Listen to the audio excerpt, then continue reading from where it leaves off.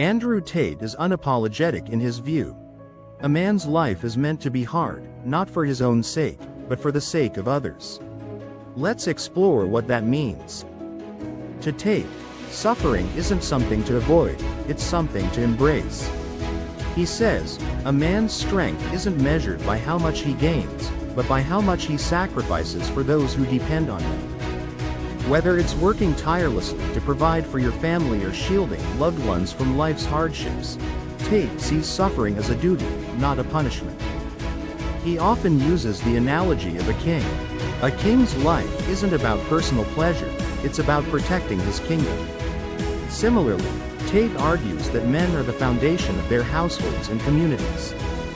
If that foundation crumbles, everything else does too. This is why he believes men must endure pain, to create stability and opportunity for others.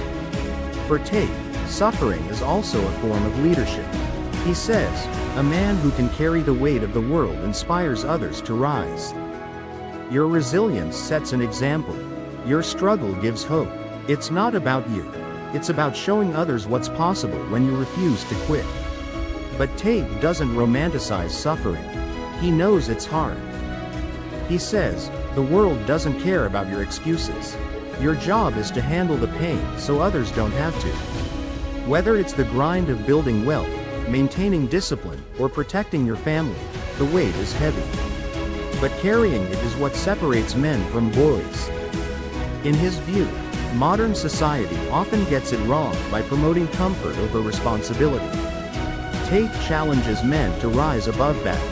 He believes that embracing struggle is what makes life meaningful. By choosing to suffer for others, you create a legacy that outlives you, a legacy of strength, sacrifice, and service.